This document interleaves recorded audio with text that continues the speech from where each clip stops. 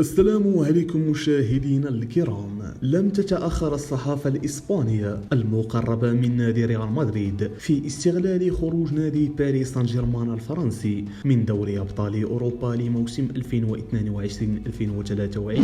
من أجل الضغط على كيليان مبابي للانتقال إلى النادي الملكي. نادي باريس سان جيرمان الذي ودع دوري أبطال أوروبا هذه السنة من دور 16 بعد الخسارة بنتيجة 3-0 أمام بايرن ميونخ الألماني في مجموع مباراتي الذهاب والإياب. بداية الضغط جاءت من صحيفة ماركا الإسبانية التي استغلت خروج نادي باريس سان جيرمان لتذكير كيليان مبابي بقراره المثير للجدل بالاستمرار في حديقة الأمراء الصيف الماضي رغم أنه كان قريبا من صفوف ريال مدريد. الصحيفة الإسبانية وعلى غلافها الصادر صباح الخميس نشرت صورة لكيليان مبابي مع نتيجة المباراة وكتبت في رسالة للنجم الفرنسي: إذا كنت تريد الفوز بدوري أبطال أوروبا فأنت تعرف ما يجب عليك فعله. وأضافت الصحيفة: إنها ليلة مخيبة لكيليان مبابي ولليونيل ميسي أيضا، مع إلقاء الضوء على تصريح النجم الفرنسي بشأن مستقبله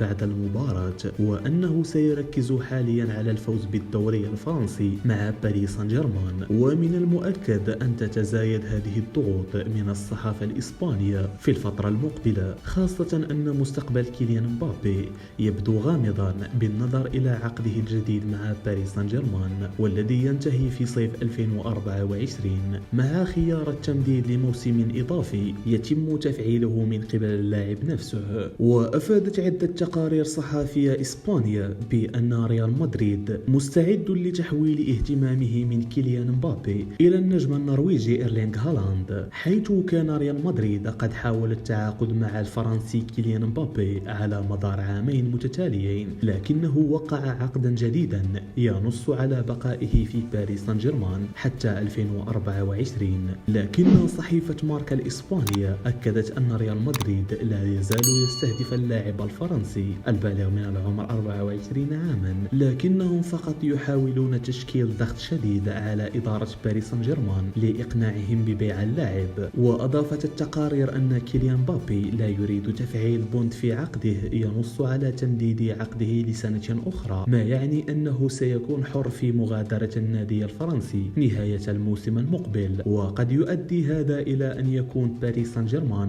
على استعداد لبيعه هذا الصيف حتى لا يخسر اللاعب بالمجان، لكن على كيليان مبابي أن يقوم بمجموعة من التنازلات للنادي الفرنسي للانتقال إلى العاصمة الإسبانية، وإذا لم يفعل ذلك فسيوجه عملاق إسبانيا ريال مدريد وفقا لصحيفة ماركا اهتمامه إلى إيرلينغ هالاند مع استعدادهم لدفع الشرط الجزائي في عقد لاعب نادي مانشستر سيتي والبالغ قيمته 177 مليون جنيه استرليني صيف 2024.